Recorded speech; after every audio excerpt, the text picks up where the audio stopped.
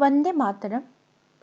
श्री अरविंदंकर श्रीतनु स्मारक प्रतिष्ठार सुवर्ण जयंती समारोहर तृतीय दिवसर सकाळ अधिवेशन आपण मानक हार्दिक भाव आंतरिक भाव श्री अरविंद भवन जयपुर तरफरु स्वागत जनाऊँगी।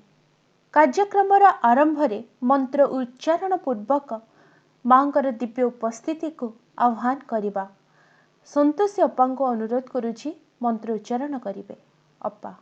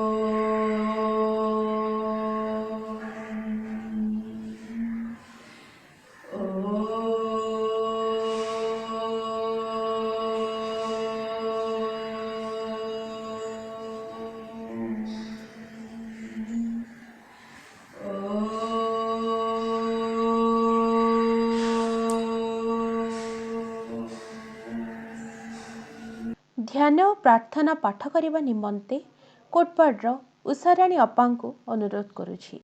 ध्यान और प्रार्थना डिसेम्बर 12, 1916। मन मोर चिंतनित होई पड़िथिला एहा देखि जे सदा सर्वदा से एपरी क्षुद्र जिनिस नहीं पड़ी रहे। आशु प्रयोजनर एपरी संकीर्ण गंडी मध्यरे बुलाचला करे। समस्तଙ୍କ ମଧ୍ୟରେ ସେ ତୋତେ ଦେଖି ଶିଖିଛି। ହେ ଭଗବାନ, କ୍ଷୁଦ୍ରାତି କ୍ଷୁଦ୍ର ମଧ୍ୟରେ ତୋତେ ଦେଖି ତୋ ଆନନ୍ଦ ଲାଭ କରିଛି। କିନ୍ତୁ ତୋ ମଧ୍ୟରେ ଯଦି ସେ ଆନନ୍ଦମଗ୍ନ ତୁଚ୍ଛ ହେଉ ବା ବିପୁଳ ଓ ମହାନ ହେଉ, ସକଳ ବସ୍ତୁ ସକଳ ଘଟଣା ମଧ୍ୟରେ ଯେତେବେଳେ ସେ ତୋତେ ଚିହ୍ନିପାରେ, ତାହେଲେ କେତେକ ଅପେକ୍ଷା ଅନ୍ୟ କେତେକ ପ୍ରାଧାନ୍ୟ ଲାଭ କରିବେ କିପରି? ଏହି ଝୁଙ୍କ ବିରୁଦ୍ଧରେ ପ୍ରତିରୋଧ କରିବା ଉଦ୍ଦେଶ୍ୟରେ ସେ କେତେ ଚେଷ୍ଟା କରିଛି। ମାସ ପରେ ମାସ ବିତି ଯାଇଛି, କିନ୍ତୁ ସର୍ବଦା ପ୍ରୟାସ ବ୍ୟର୍ଥ ହୋଇଛି।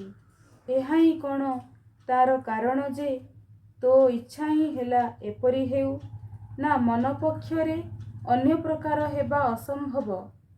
ସେ ତୋତେ ଏ ପ୍ରଶ୍ନ ପଚାରିଛି, କିନ୍ତୁ ସବୁଥର ପରି ତୋରି ହସ ତାକୁ ସାନ୍ତ୍ୱନା ଦେଲା।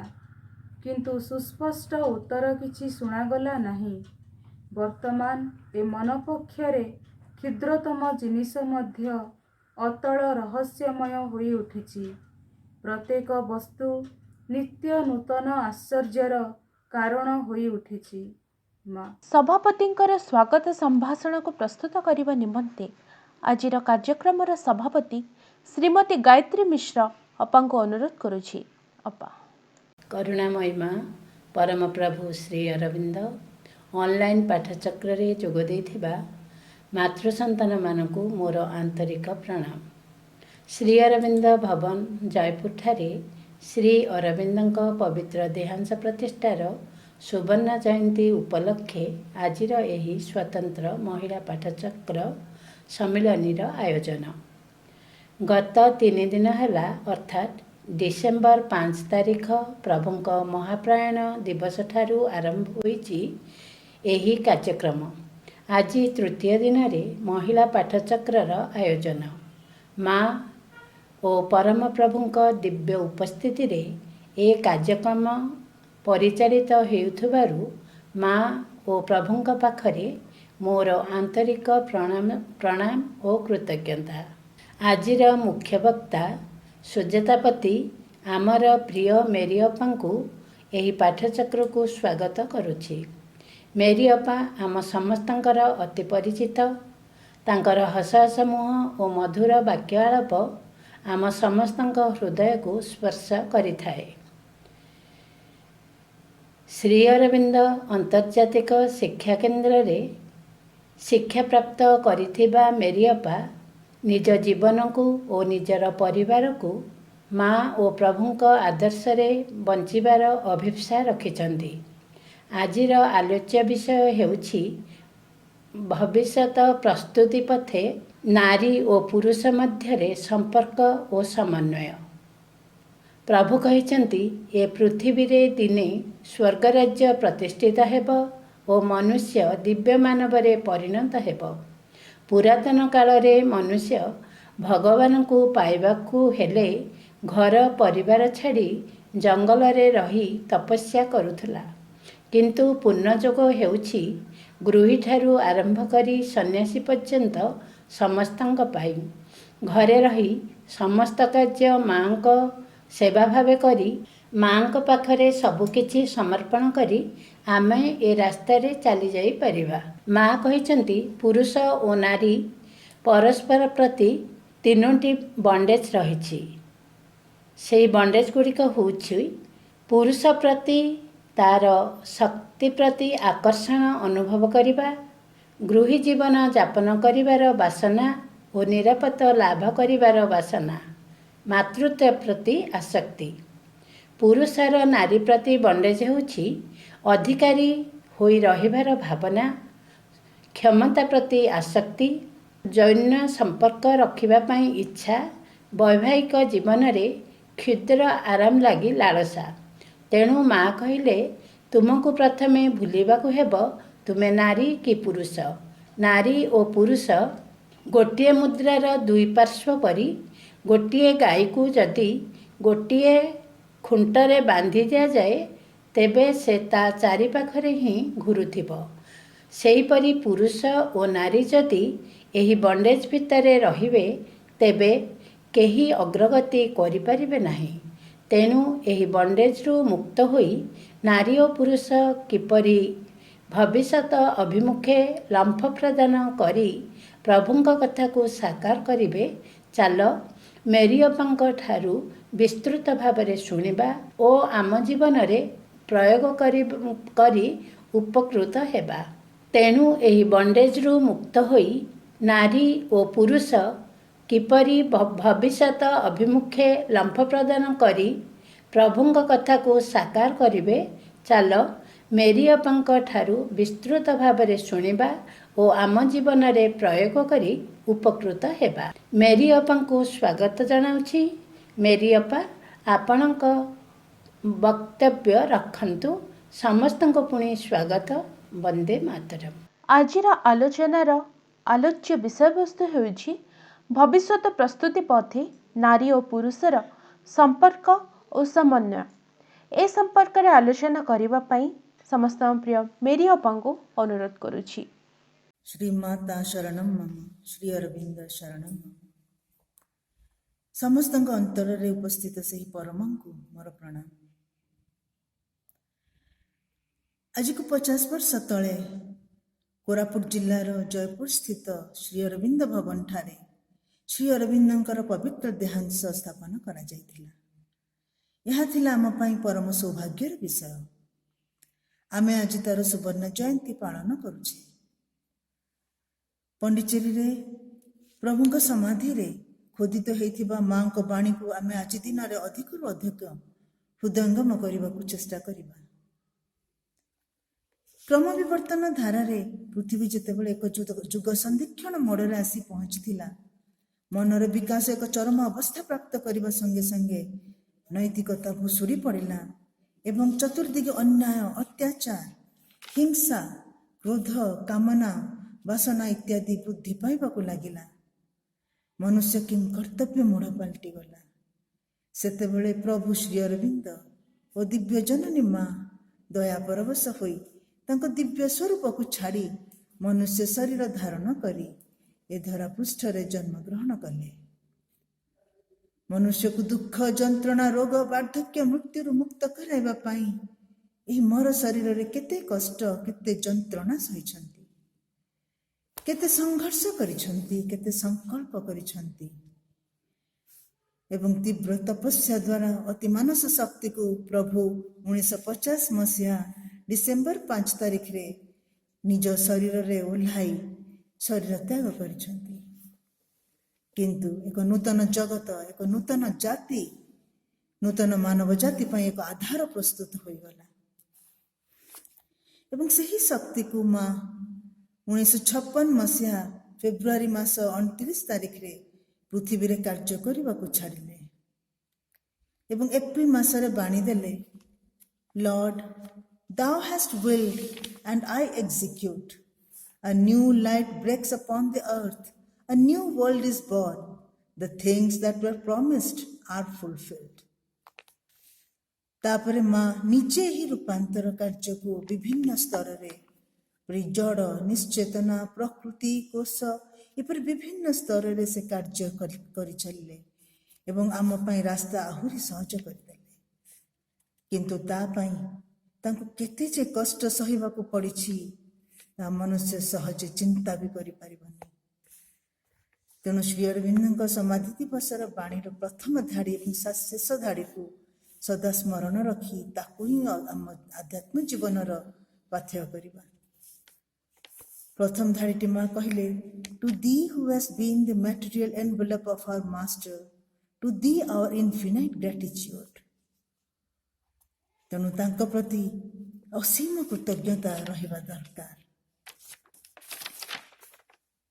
ଏହି ପ୍ରଭୁଙ୍କ ପ୍ରତି କୃତଜ୍ଞତା କିପରି କରିବା ତାହା ମା କହିଲେ।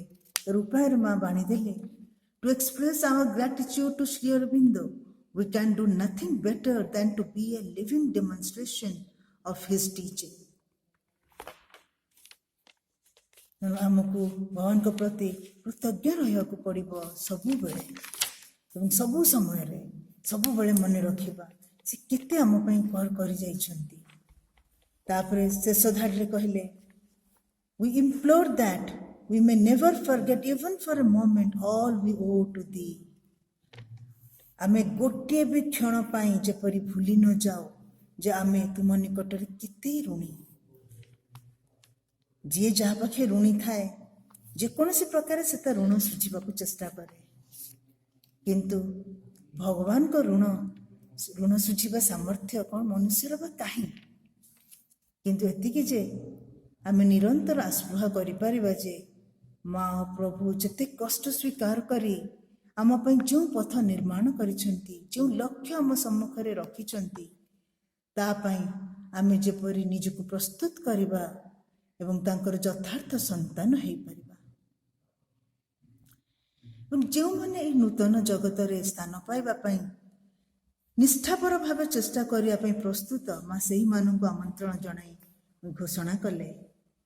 Heralding the birth of a new world, we invite all those who want to have a place in it to prepare themselves sincerely for it. वर्तमान कथा है आमे जदि सही नूतन जगत रे स्थान पाइबा को चाहूछे, आमे जो अवस्था अच्छे सही अवस्था आमर प्रस्तुति किपरि निष्ठापर होई परिबो। एही प्रस्तुति पई आज आमे आलोचनार जो एस्पेक्ट आधार करिछे ताहेला भविष्यतर प्रस्तुति पथे नारी और पुरुषर संबंध और समन्वय। क्रम विवर्तन रे जेपरि सब किछि परिवर्तनशील सेहीपरि पुरुष और नारीर संबंध एवं परस्पर प्रति चिंताधारा रे मध्य परिवर्तन घटी आसुछि।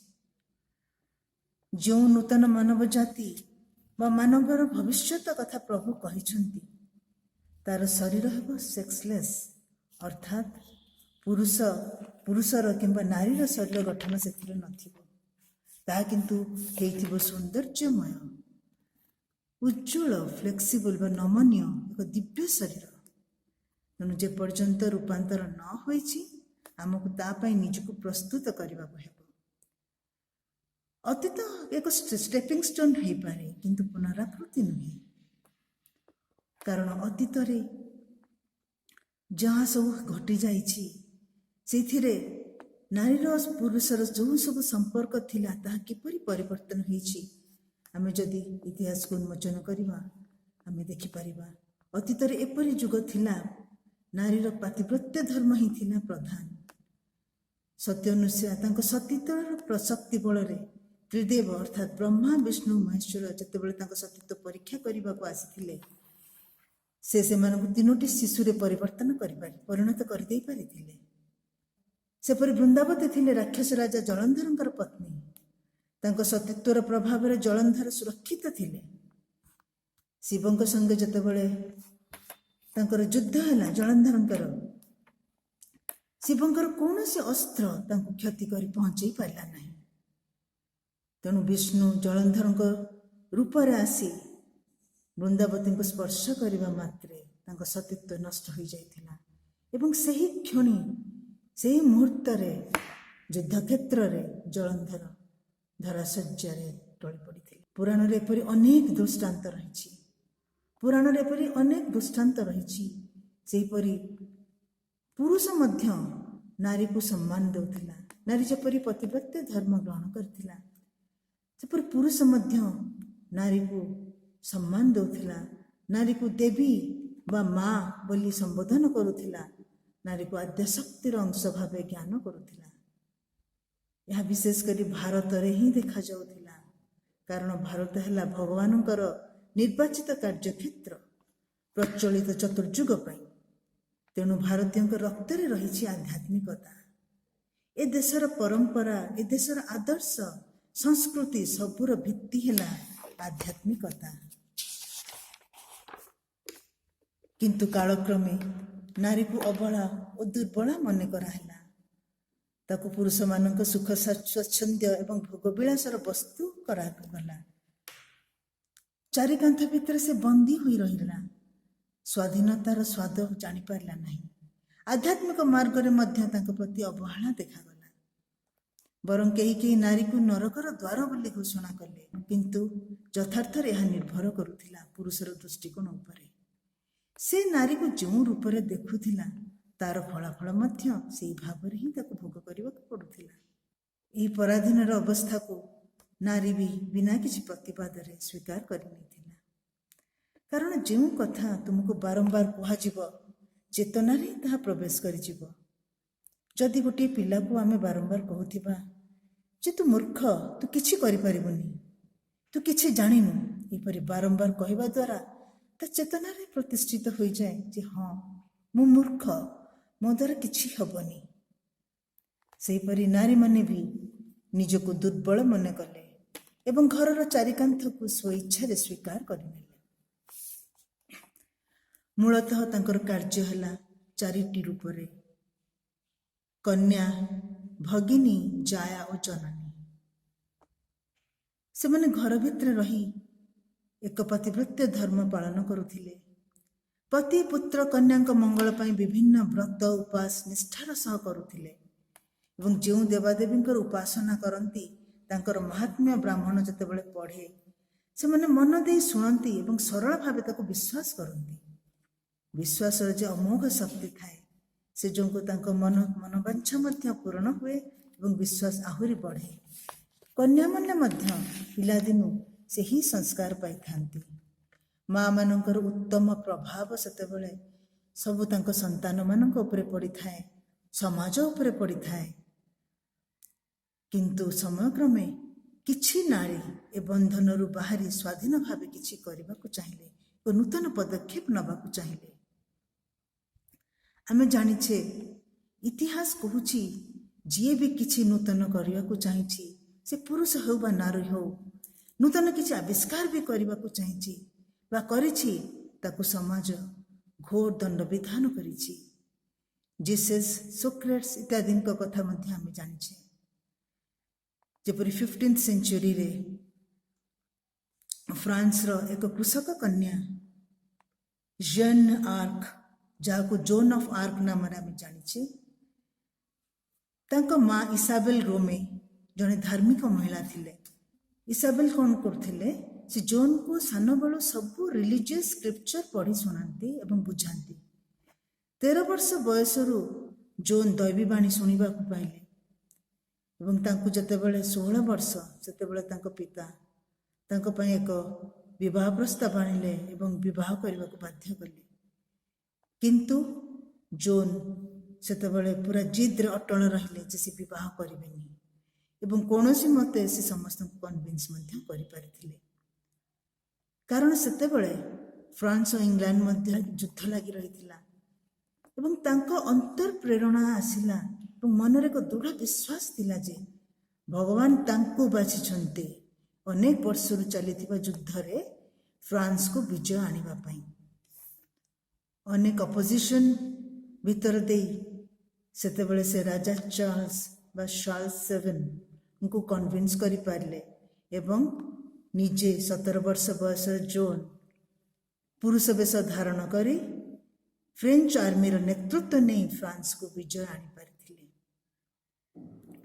କିନ୍ତୁ ପରବର୍ତ୍ତୀ ସମୟରେ ଅନ୍ୟ ଏକ ଯୁଦ୍ଧରେ ସେ ଘୋଡ଼ାରୁ ପଡ଼ି ଇଂଲଣ୍ଡ ଅଧିକୃତ ଫ୍ରାନ୍ସର ବର୍ଗଣ୍ଡି ରାଜ୍ୟର ସେନାମାନଙ୍କ ହାତରେ ଧରା ପଡ଼ିଥିଲେ ଏବଂ ତାଙ୍କ ବିଚାରରେ ସେମାନେ ଜୋନ୍ ଡାହାଣୀ ବିଦ୍ୟା ଜାଣିଛନ୍ତି ବୋଲି ପ୍ରମାଣ କଲେ ଏବଂ ସେ ନାରୀର ମର୍ଯ୍ୟାଦା ଉଲ୍ଲଂଘନ କରିଛନ୍ତି। ତେଣୁ ତାଙ୍କୁ ଡାହାଣୀ ବୋଲି ପ୍ରମାଣ କରି 19 ବର୍ଷର ଜୋନ୍କୁ ଜୀବନ୍ତ ଦଗ୍ଧ କରିଦିଆଗଲା। ପରେ ମଧ୍ୟ ତାଙ୍କ କେସ୍ ଚାଲିଲା ଏବଂ ତାପରେ ତାଙ୍କ ମୃତ୍ୟୁ ପରେ ତାଙ୍କୁ ସେଣ୍ଟର ଟାଇଟଲ ଦିଆଗଲା ଏବଂ ସେଣ୍ଟ ଜୋନ୍ କହି ତାଙ୍କୁ ଚର୍ଚ୍ଚରେ ତାଙ୍କ ମୂର୍ତ୍ତି ମଧ୍ୟ ସ୍ଥାପନ କରାଗଲା। ସେହିପରି ଭାରତରେ ମଧ୍ୟ ରାଣୀ ଲକ୍ଷ୍ମୀବାଇ ଯେତେବେଳେ ସ୍ୱାମୀଙ୍କ ମୃତ୍ୟୁ ପରେ ନିଜେ ରାଜ୍ୟ ଶାସନ ଭାର ନେଇ ବ୍ରିଟିଶମାନଙ୍କ ବିରୁଦ୍ଧରେ ଯୁଦ୍ଧ କଲେ, ତାଙ୍କୁ ବି ଅନେକ ଭର୍ତ୍ସନା ସହିବାକୁ ପଡ଼ିଥିଲା। ସେ ବି ଯୁଦ୍ଧରେ 1858 ମସିହାରେ ନିଜ ପ୍ରାଣ ଉତ୍ସର୍ଗ କରିଦେଇଥିଲେ। ଏବଂ ଆଧ୍ୟାତ୍ମିକ କ୍ଷେତ୍ରରେ ମୀରାବାଇ, ଯେ କି ପିଲାଦିନୁ ଶ୍ରୀକୃଷ୍ଣଙ୍କୁ ନିଜ ସ୍ୱାମୀ ଭାବେ ବରଣ କରିଥିଲେ, ସେ ମେୱାରର ରାଜା ଭୋଜରାଜ ସିଂଙ୍କ ସହ ବିବାହ ସତ୍ତ୍ୱେ ତାଙ୍କୁ ତାଙ୍କ ପତି ଭାବେ ସ୍ୱୀକାର କରିବାକୁ ଚାହିଁନଥିଲେ, ସ୍ୱୀକାର କରିନଥିଲେ। ସବୁବେଳେ ସେ କୃଷ୍ଣ ପ୍ରେମ ଓ କୃଷ୍ଣଙ୍କ ପ୍ରତି ଭକ୍ତିରେ ସେ ଲୀନ ହୋଇ ରହୁଥିଲେ। ସେଥିପାଇଁ ଅନେକ ଦଣ୍ଡ, ଅନେକ ଯନ୍ତ୍ରଣା ସହିବାକୁ ପଡ଼ିଲା। ଏପରିକି ତାଙ୍କୁ ବିଷ ମଧ୍ୟ ପାନ କରିବାକୁ ପଡ଼ିଥିଲା, ଯଦିଓ ବିଷ ତାଙ୍କର କିଛି କ୍ଷତି କରିପାରିନଥିଲା। କାରଣ ଯିଏ ଭଗବାନଙ୍କ ପାଖେ ପୂର୍ଣ୍ଣ ସମର୍ପିତ, ତା ଦାୟିତ୍ୱ ଭଗବାନ ନିଅନ୍ତି। ତା ପାଇଁ ଯାହା ସର୍ବୋତ୍ତମ ତାହା ହିଁ ଘଟେ, ହେଉ ତାହା ମୃତ୍ୟୁ ବା ଜୀବନ। ଏସବୁ କହିବା ପଛରେ ଉଦ୍ଦେଶ୍ୟ ହେଲା, ସେ ସମୟରେ ନାରୀର ନିଜ ବିଷୟରେ କୌଣସି ନିର୍ଣ୍ଣୟ ନେବାର ସ୍ୱାଧୀନତା ନଥିଲା। ଏଠି ପୁରୁଷ ଓ ନାରୀର ସମ୍ବନ୍ଧରେ କୌଣସି ସମାନତା ନଥିଲା। ତେଣୁ ଜଣେ କର୍ତ୍ତୃତ୍ୱ ଜାହିର କରୁଥିଲା ତ ଅନ୍ୟ ଜଣେ ତାକୁ ସ୍ୱୀକାର କରିବାକୁ ବାଧ୍ୟ ହେଉଥିଲା। କିନ୍ତୁ ନାରୀର ଧର୍ମଭାବ, ଭଗବତ ବିଶ୍ୱାସ, ଧୈର୍ଯ୍ୟ, ନମନୀୟତା, ସହିଷ୍ଣୁତା ଇତ୍ୟାଦି ଗୁଣ ଯୋଗୁଁ ପରିବାର ହେଉ ବା ସମାଜରେ ହେଉ ଏକ ପ୍ରକାର ସଂଗତି ରକ୍ଷା ହେଉଥିଲା। ସେହି ନାରୀମାନେ କେତେ ସନ୍ଥ, କେତେ ମହାପୁରୁଷ, ବିଭୂତି, ବୀର ଯୋଦ୍ଧାମାନଙ୍କୁ ଜନ୍ମ ଦେଇଥିଲେ। ସେ ସମୟରେ ନାରୀମାନଙ୍କର ଏହି ଧର୍ମଭାବ ଯୋଗୁଁ ଏବଂ ତାଙ୍କ ତପୋବଳ ଯୋଗୁଁ ହିଁ ସଂସାରରେ ସୁଖ ଥିଲା। କିନ୍ତୁ ଏହି ଧର୍ମଭାବର ଭିତ୍ତି ଥିଲା ନୈତିକତା ଏବଂ ପୂର୍ବଜମାନଙ୍କର ଶ୍ରେଷ୍ଠ ଆଚରଣ। କିନ୍ତୁ ବୁଦ୍ଧିର ବିକାଶ ସଙ୍ଗେ ସଙ୍ଗେ ଏହି ଦୁର୍ବଳ ଭିତ୍ତି ଭୁଷୁଡ଼ି ପଡ଼ିଲା। କାରଣ ଅନ୍ତରାତ୍ମାର ଜାଗରଣ ହିଁ କେବଳ ସୁଦୃଢ଼ ଭିତ୍ତି। ଯଦି ଅନ୍ତରାତ୍ମା ଜାଗ୍ରତ ହୋଇଥାନ୍ତା, ତେବେ ସେ ହିଁ ବିକଶିତ ମନୋବୁଦ୍ଧିକୁ ଠିକ୍ ବାଟରେ ପରିଚାଳିତ କରିଥାନ୍ତା। ଯେପରି ଗଛର ଉପର ଡାଳକୁ ନ ଧରି ଆମେ ତଳ ଡାଳଟାକୁ ଛାଡ଼ି ଦେଉ, ଯାହା ଅବସ୍ଥା ହୁଏ, ଠିକ୍ ସେହିପରି ଅନ୍ତରାତ୍ମାର ନେତୃତ୍ୱ ବିନା ବୁଦ୍ଧିର ବିକାଶ ହେବାରୁ ଏହି ଧର୍ମ ବିଶ୍ୱାସ ତୁଟିବାରେ ଲାଗିଲା। ପ୍ରକୃତିର ନିୟମ ଅଗ୍ରଗତି। ନାରୀ ଓ ପୁରୁଷଙ୍କୁ ନେଇ ତାର ସର୍ଜନା, ତେଣୁ ସେ ଜଣଙ୍କୁ ଦୁର୍ବଳ ଅବସ୍ଥାରେ ଛାଡ଼ିପାରିବ ନାହିଁ। ପ୍ରକୃତିର ବିଧାନ ଅନୁସାରେ ବିଭିନ୍ନ ପରିବର୍ତ୍ତନ ଘଟିଲା। ଭାରତରେ ବିଦେଶୀ ଶାସନ ସଙ୍ଗେ ସେମାନଙ୍କ ସଭ୍ୟତାର ପ୍ରଭାବ ମଧ୍ୟ ପଡ଼ିଲା। ଭାରତୀୟ ଶିକ୍ଷା, ଭାରତୀୟ ସଂସ୍କୃତି, କଳା, ବିଜ୍ଞାନ ସବୁ ଉପରେ ସେ ତାର ପ୍ରଭାବ ବିସ୍ତାର କରିନେଲା। ଏଠି ପୁରୁଷ ଓ ନାରୀର ସମ୍ପର୍କର ମଧ୍ୟ ଏକ ନୂତନ ମୋଡ଼ ନେଲା। ବାଳିକାମାନେ ସ୍କୁଲ ଗଲେ, ଶିକ୍ଷା ଲାଭ କଲେ। କ୍ରମେ ସେମାନଙ୍କର ଆଉ ଚାରିକାନ୍ଥରେ ସୀମିତ ହୋଇ ରହିବାକୁ ଇଚ୍ଛା ହେଲା ନାହିଁ। ସେମାନେ ଚାହିଁଲେ ସ୍ୱାଧୀନତା, ସେମାନେ ଚାହିଁଲେ ପୁରୁଷମାନଙ୍କ ପରି ସମାନ ଅଧିକାର।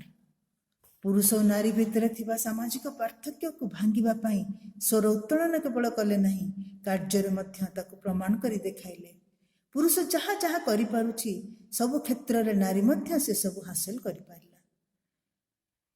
କିନ୍ତୁ କାଳକ୍ରମେ ନୂଆ ପିଢ଼ିର ବାଳକ ବାଳିକାମାନେ ସ୍ୱାଧୀନତା ନାଁରେ ସ୍ୱେଚ୍ଛାଚାରୀ ହେବାକୁ ଲାଗିଲେ।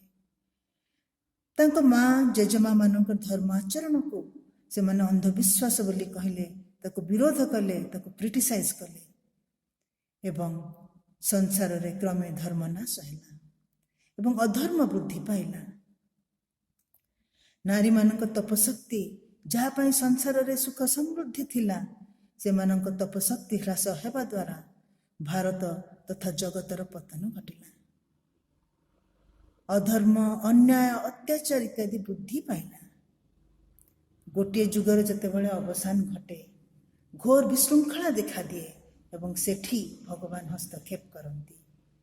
ଆମେ ଜାଣିଛେ ବର୍ତ୍ତମାନ କଳି ଯୁଗର ଅବସାନ ଘଟୁଛି, ସତ୍ୟ ଯୁଗ ଆସିବାକୁ ଯାଉଛି ଏବଂ ଯୁଗ ଚକ୍ରରେ ଚତୁର୍ଯୁଗର ଯେଉଁ ପୁନରାବୃତ୍ତି ହୋଇଥାଏ, ସେହି ଭାବରେ ତ୍ରେତୟା, ଦ୍ୱାପର, କଳି ଓ ଯୁଗ ବାରମ୍ବାର ତାର ପୁନରାବୃତ୍ତି ଘଟିଥାଏ।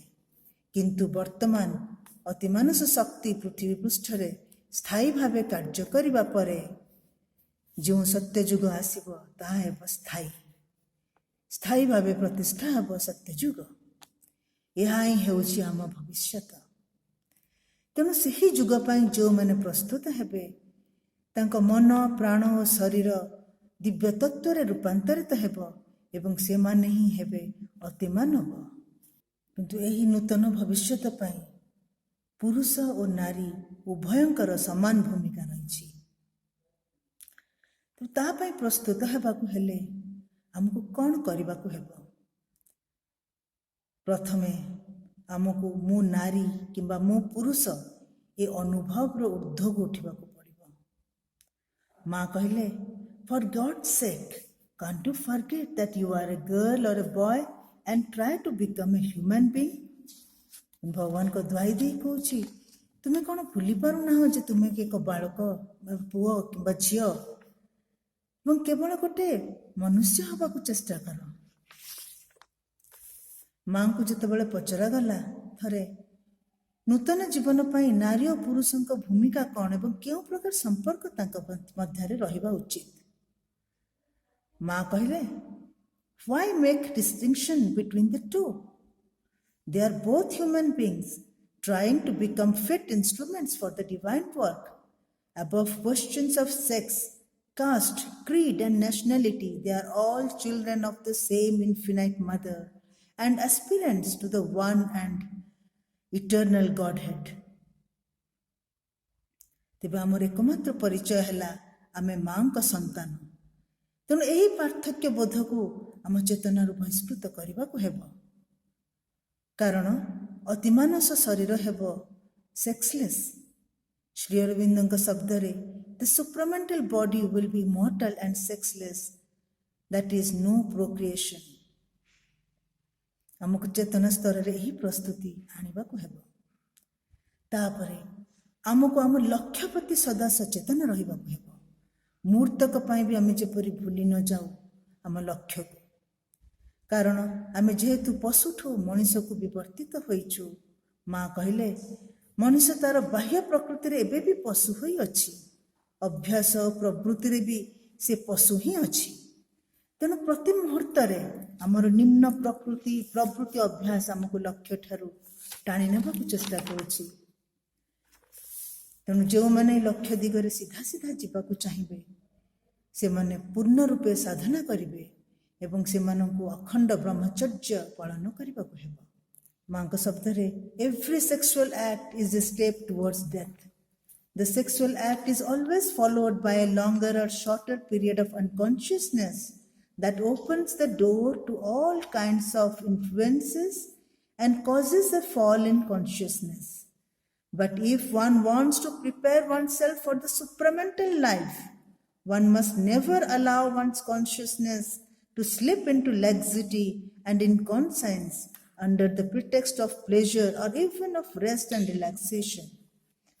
One should find relaxation in force and light, not in darkness and weakness. ଯଦି ଜଣେ ଅତିମାନସ ଜୀବନ ପାଇଁ ପ୍ରସ୍ତୁତ ହେବାକୁ ଚାହୁଁଛି, କେବେ ବି ସେ କାମନା ବାସନାରେ ପଡ଼ି ନିଜ ଚେତନାକୁ ନିମ୍ନଗାମୀ କରାଇବା ଉଚିତ ନୁହେଁ।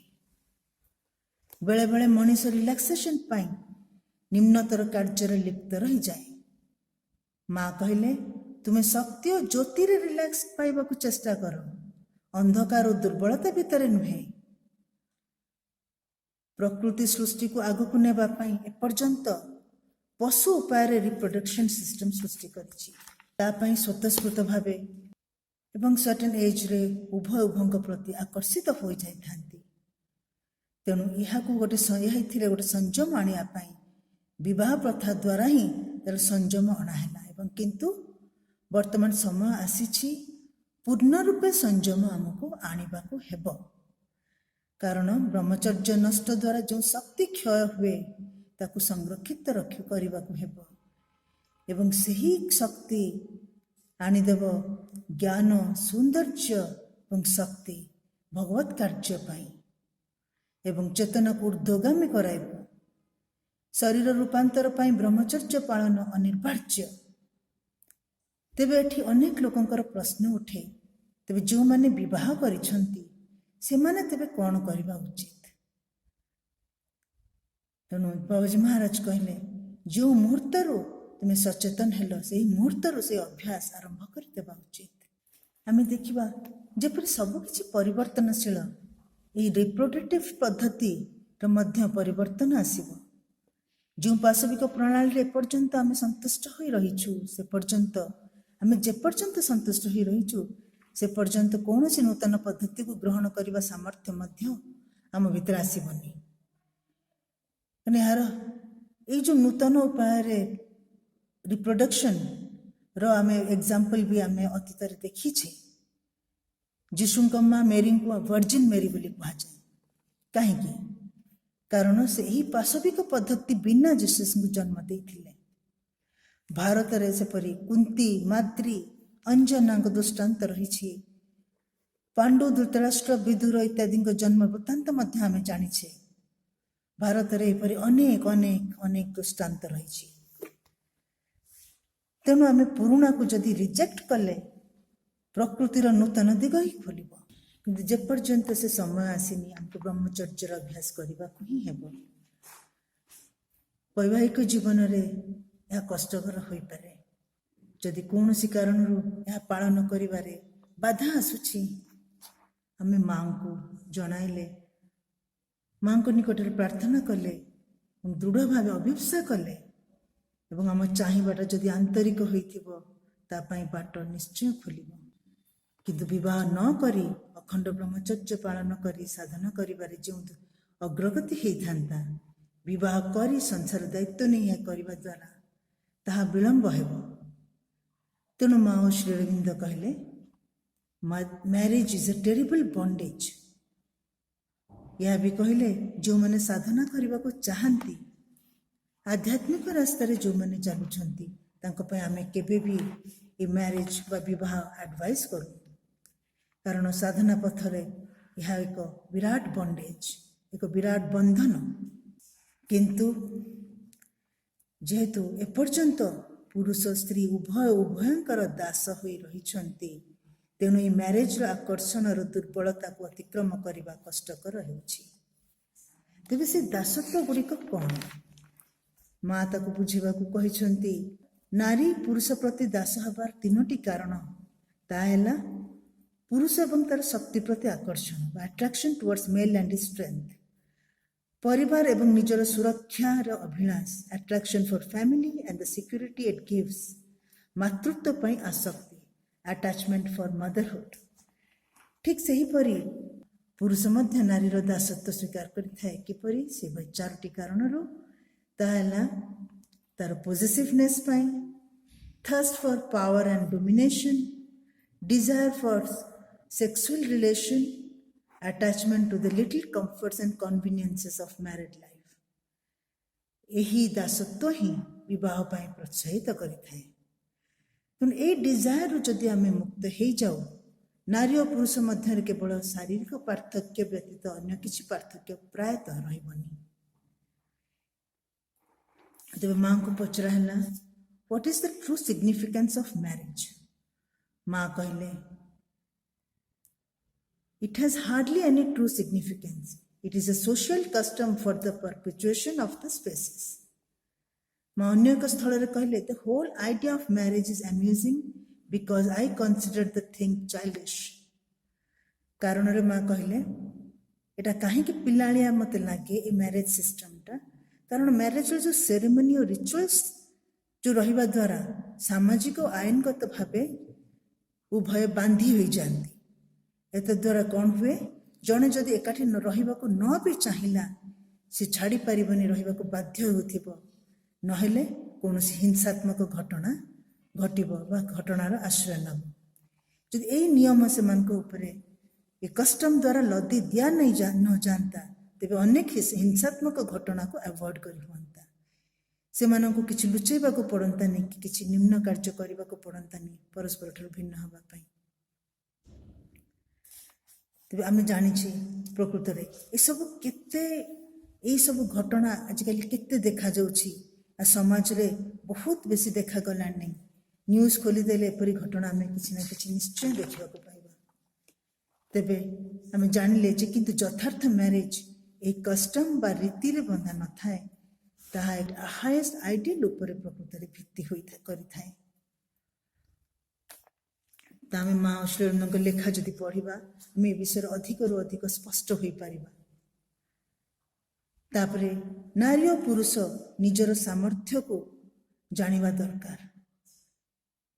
ନାରୀ ମଧ୍ୟରେ ଯେଉଁ ସ୍ପଣ୍ଟାନିୟସ୍ କ୍ୟାପାସିଟି ଓ କ୍ୱାଲିଟି ସବୁ ରହିଛି ତାର ଯଥାର୍ଥ ବ୍ୟବହାର ସେ କରିବା ଉଚିତ ଏବଂ ଯେଉଁ ସାମର୍ଥ୍ୟ ନାହିଁ ତା ପାଇଁ ଆସ୍ପୃହା କରିବ ଏବଂ ଅଭ୍ୟାସ କରିବ ସେ ସାମର୍ଥ୍ୟକୁ ନିଜ ଭିତରେ ପ୍ରତିଷ୍ଠିତ କରିବା ପାଇଁ।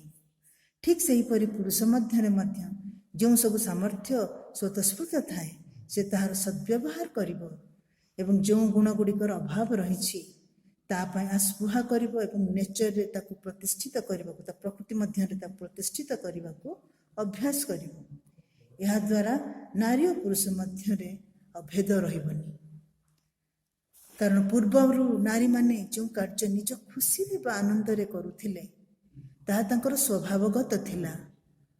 ଅନ୍ୟକୁ ଖୁସି ଦେବାରେ ସେମାନେ ଆନନ୍ଦ ପାଉଥିଲେ। ତାଙ୍କର ଅସୀମ ଧୈର୍ଯ୍ୟ ସହନଶୀଳତା ଥିଲା। ଏହାର ଜ୍ୱଳନ୍ତ ଉଦାହରଣ ଆମେ ସାବିତ୍ରୀଙ୍କ ଠାରେ ଦେଖିବା।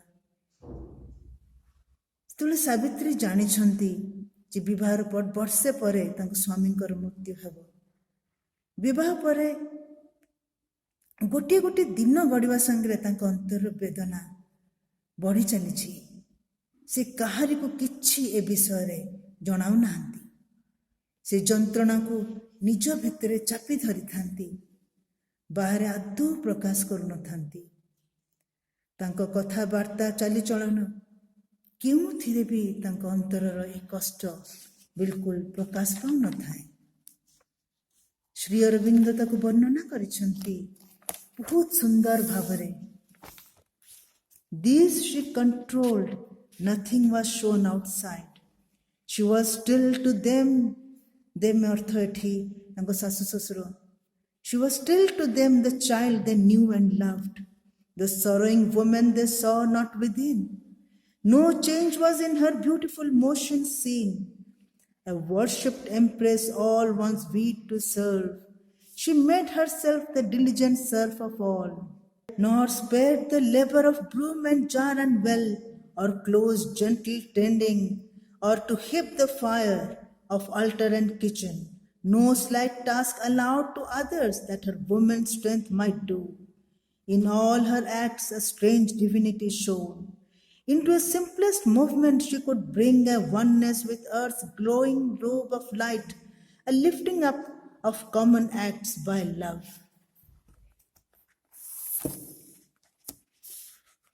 ସାବିତ୍ରୀ ଜଣେ ରାଜକନ୍ୟା ହେବା ସତ୍ତ୍ୱେ ସେ ଆସି ତାଙ୍କ ଶାଶୁ ଶ୍ୱଶୁର ଏବଂ ସ୍ୱାମୀଙ୍କ ସହ ବଣରେ ରହିଲେ।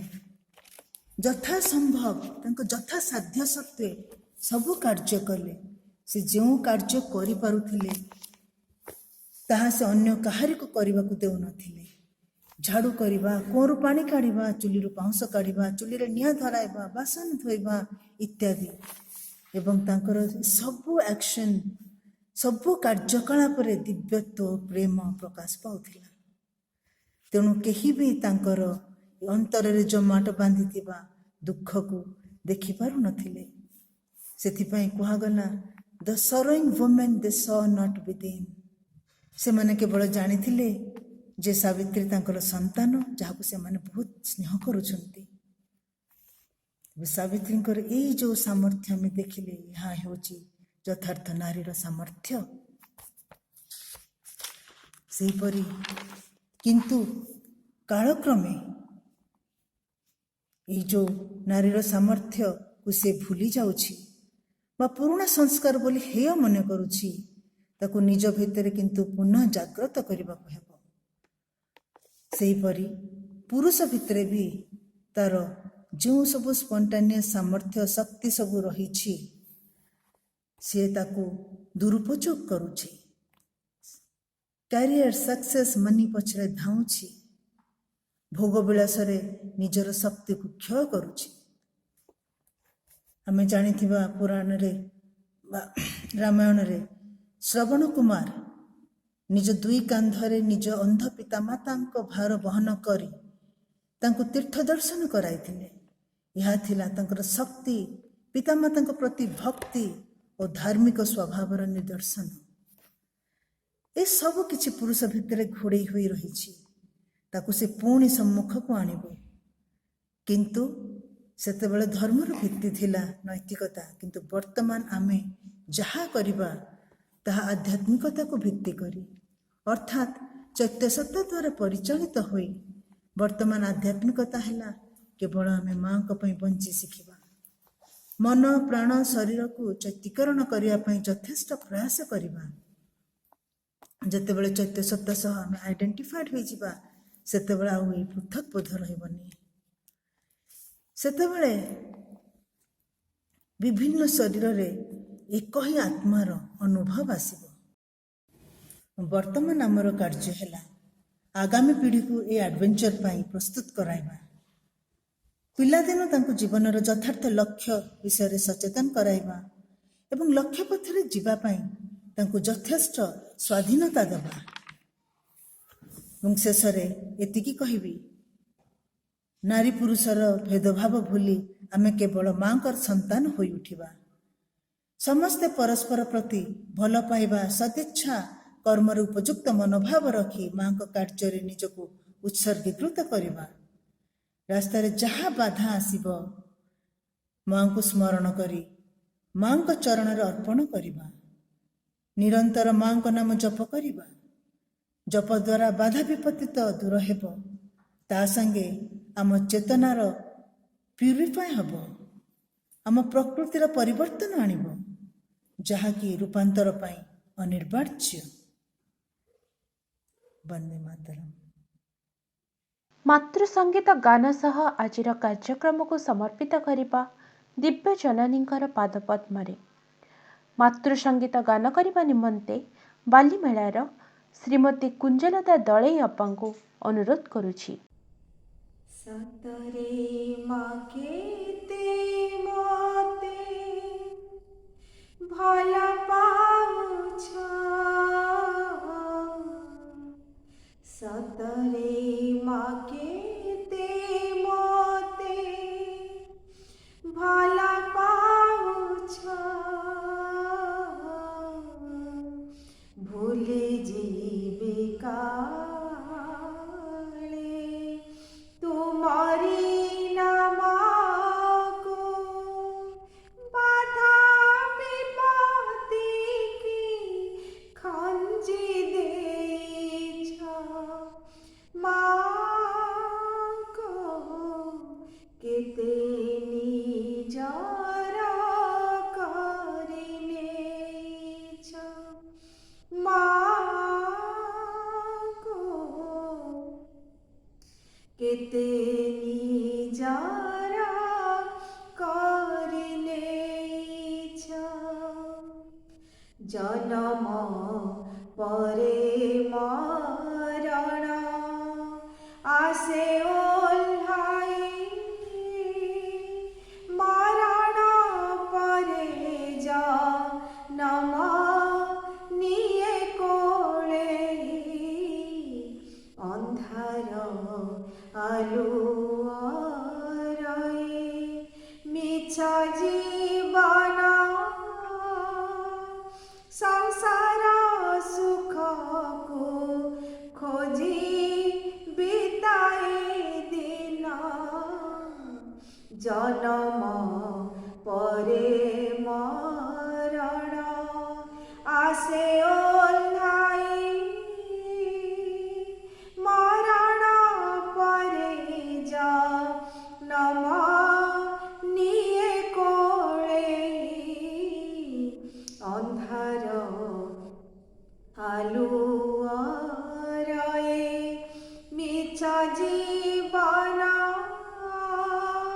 ସଂସାର ସୁଖକୁ ଖୋଜି ବିତାଏ ଦିନ, ଅବଚେତନରେ ହଜିବା ଗାରୁ, ଅବଚେତନରେ ହଜିବା ଗାରୁ, କରୁଣାର ଧାରା ଢାଳି ଦେଇଛ ମା'ଙ୍କୁ କେତେ ନିଜର କରି ନେଇଛ, ମା'ଙ୍କୁ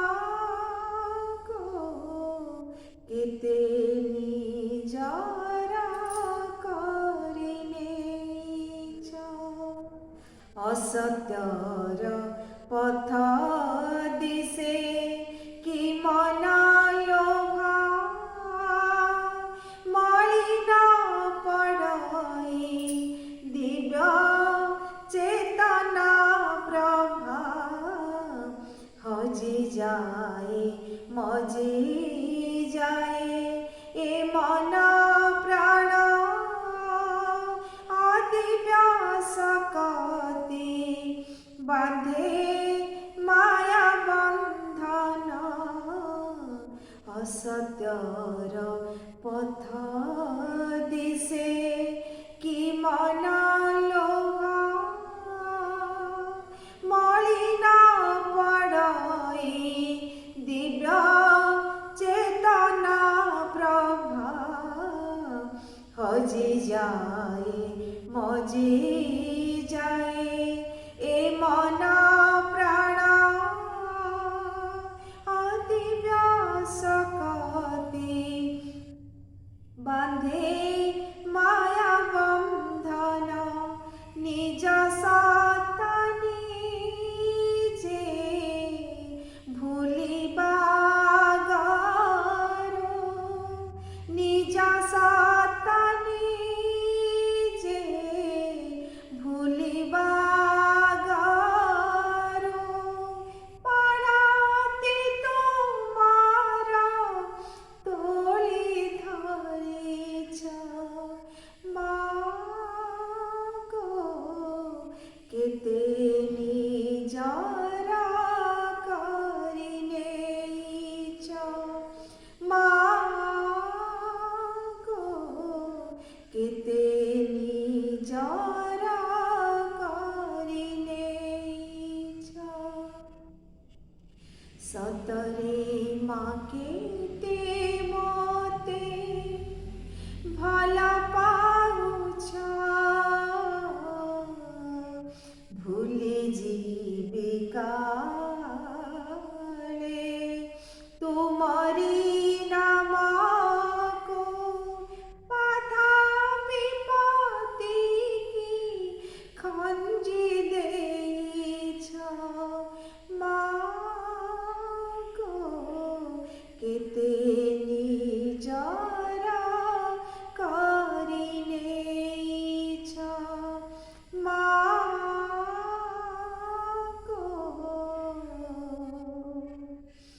କେତେ ନିଜର କରି ନେଇଛ। ଆଜିର କାର୍ଯ୍ୟକ୍ରମ ବର୍ତ୍ତମାନ ଶେଷ ପର୍ଯ୍ୟାୟରେ ଆସି ଉପନୀତ ହୋଇଛି। ବର୍ତ୍ତମାନ ସମୟ ଦିବ୍ୟଜନନୀଙ୍କ ନିକଟରେ ଆମର କୃତଜ୍ଞତାକୁ ନୈବେଦ୍ୟ କରିବାର, କାରଣ ସେ ହିଁ କର୍ତ୍ତା, ସେ ହିଁ କର୍ମ, ସେ ହିଁ ସୃଷ୍ଟି, ସେ ହିଁ ସ୍ରଷ୍ଟା। ତେଣୁ ଦିବ୍ୟଜନନୀଙ୍କ ନିକଟରେ, ପରମପ୍ରଭୁ ଶ୍ରୀ ଅରବିନ୍ଦଙ୍କ ନିକଟରେ କୃତଜ୍ଞତା ଅର୍ପଣ କରିବା ପାଇଁ ମୁଁ ଜୟପୁରର ଶ୍ରୀ ଉମାକାନ୍ତ ଆଚାର୍ଯ୍ୟ ଭାଇଙ୍କୁ ଅନୁରୋଧ କରୁଛି। ଶ୍ରୀମାତା ଶରଣମ୍ ମମ, ଶ୍ରୀ ଅରବିନ୍ଦ ଶରଣମ୍ ମମ, ବନ୍ଦେ ମାତରମ୍। ଏହି କାର୍ଯ୍ୟକ୍ରମରେ ଉପସ୍ଥିତ ଥିବା ସମସ୍ତ ଅମ୍ପା ଭାଇଙ୍କୁ ମୋର ଆନ୍ତରିକ ପ୍ରଣାମ। ଆପଣମାନେ ଜାଣନ୍ତି, ବର୍ତ୍ତମାନର ଏହି କରୋନା ପରିସ୍ଥିତିକୁ ଦୃଷ୍ଟିରେ ରଖି ଶ୍ରୀ ଅରବିନ୍ଦ ଭବନ ଜୟପୁରର ଶ୍ରୀ ଅରବିନ୍ଦଙ୍କର ଦେହାଂଶ ପ୍ରତିଷ୍ଠାର ସୁବର୍ଣ୍ଣ ଜୟନ୍ତୀ ପାଠଚକ୍ର କାର୍ଯ୍ୟକ୍ରମଟିକୁ ୟୁଟ୍ୟୁବ୍ ଚ୍ୟାନେଲର ମଦର ଓଡ଼ିଶା ମାଧ୍ୟମରେ ପ୍ରସାରଣ କରୁଛି। ମା ଓ ଶ୍ରୀ ଅରବିନ୍ଦଙ୍କ ଅଶେଷ କୃପାରୁ ଆଜିର ଏହି ପାଠଚକ୍ର କାର୍ଯ୍ୟକ୍ରମଟି ଶେଷ ପର୍ଯ୍ୟାୟରେ ଉପନୀତ ହୋଇଛି। ନିର୍ଦ୍ଧାରିତ କାର୍ଯ୍ୟସୂଚୀ ଅନୁଯାୟୀ ସନ୍ତୋଷୀ ଅପା ଆମକୁ ତାଙ୍କର ସୁନ୍ଦର ଓ ସୁଲଳିତ କଣ୍ଠରେ ଶ୍ରୀ ଅରବିନ୍ଦ ଓ ଶ୍ରୀମାଙ୍କ ମନ୍ତ୍ର ଉଚ୍ଚାରଣ କରି ମନ ହୃଦୟକୁ ଶାନ୍ତ ଓ ନୀରବ କରିଥିଲେ। ଏଥିପାଇଁ ମୁଁ ତାଙ୍କଠାରେ କୃତଜ୍ଞ। ଉଷା ଆପା ଶ୍ରୀମାଙ୍କ ଲିଖିତ ଧ୍ୟାନ ଓ ପ୍ରାର୍ଥନା ପାଠ କରି ସମସ୍ତଙ୍କୁ ଧ୍ୟାନସ୍ଥ କରାଇଥିଲେ। ଏଥିପାଇଁ ମଧ୍ୟ ମୁଁ ତାଙ୍କଠାରେ କୃତଜ୍ଞ। ଗାୟତ୍ରୀ ମିଶ୍ର ଅପା ଆଜିର ଏହି କାର୍ଯ୍ୟକ୍ରମରେ ସଭାପତିତ୍ୱ କରି ସ୍ୱାଗତ ଭାଷଣ ମାଧ୍ୟମରେ ଏହି କାର୍ଯ୍ୟକ୍ରମର ଉଦ୍ଦେଶ୍ୟ ବିଷୟରେ ଅବଗତ କରାଇଥିବାରୁ ତାଙ୍କ ପାଖରେ ମୁଁ କୃତଜ୍ଞତା ଜଣାଉଛି। ମୁଖ୍ୟ ବକ୍ତା ଭାବେ ମେରି ଅପା ଆମକୁ ଆଜିକାର ବିଷୟ ଭବିଷ୍ୟତର ପ୍ରସ୍ତୁତି ପଥରେ ନାରୀ ଓ ପୁରୁଷ ମଧ୍ୟରେ ସମ୍ପର୍କ ଓ ସମନ୍ୱୟ ବିଷୟରେ ଶୁଣାଇଥିଲେ, ଯାହା ଅତି ଚମତ୍କାର ହୃଦୟସ୍ପର୍ଶୀ ଥିଲା। ତାଙ୍କର ଏହି ଉପସ୍ଥାପନା ଆମ ସମସ୍ତଙ୍କୁ ନାରୀ ଓ ପୁରୁଷ ମଧ୍ୟରେ ଥିବା ଭ୍ରାନ୍ତ ଧାରଣାକୁ ଦୂର କରିଥିଲା ଯାହାକି ଏହି ପୂର୍ଣ୍ଣାଙ୍ଗ ଯୋଗରେ ଆମକୁ ଆଉ ପାଦେ ଆଗେଇବା ପାଇଁ ସାହାଯ୍ୟ କରିବ। ସେଥିପାଇଁ ଆମ ସମସ୍ତଙ୍କ ତରଫରୁ ତାଙ୍କୁ ଆନ୍ତରିକ କୃତଜ୍ଞତା ଜଣାଉଛି। କୁଞ୍ଜଲତା ଦଳେଇ ଅପା ଆମକୁ ତାଙ୍କର ସୁମଧୁର କଣ୍ଠରେ ଏକ ମାତୃବନ୍ଦନା ଗାଇ ଆମର ହୃଦୟକୁ ମା ଓ ପ୍ରଭୁଙ୍କ ପ୍ରତି ଉନ୍ମିଳିତ କରାଇଥିବାରୁ ତାଙ୍କୁ ଅଶେଷ ଧନ୍ୟବାଦ। ଆମର ପ୍ରିୟ ଟିକି ଅପା ଯିଏକି ଏହି ସମସ୍ତ କାର୍ଯ୍ୟକ୍ରମର ସଂଯୋଜନା ଦାୟିତ୍ୱ ବହନ କରି କାର୍ଯ୍ୟକ୍ରମଟିକୁ ଅଧିକ ସ୍ମୃତିମଧୁର କରିଥିବାରୁ ତାଙ୍କୁ ମଧ୍ୟ ଧନ୍ୟବାଦ ଜଣାଉଛୁ। ୟୁଟ୍ୟୁବ୍ର ମଦର ଓଡ଼ିଶା ଚ୍ୟାନେଲ ମାଧ୍ୟମରେ ଦେଖୁଥିବା ଓଡ଼ିଶାର ଓ ଓଡ଼ିଶା ବାହାରର ସମସ୍ତ ମାତୃପ୍ରେମୀ ଅପା ଭାଇଙ୍କୁ ଆମ ଶ୍ରୀ ଅରବିନ୍ଦ ଭବନ ଜୟପୁର ତରଫରୁ କୃତଜ୍ଞତା ଜଣାଉଛୁ। ବର୍ତ୍ତମାନ ମାଙ୍କର ଅର୍ଗାନ ମ୍ୟୁଜିକ୍ ସହିତ ଧ୍ୟାନସ୍ଥ ହୋଇ ଆଜିର କାର୍ଯ୍ୟକ୍ରମକୁ ମାଙ୍କର ପାଦପଦ୍ମରେ ସମର୍ପଣ କରିବା।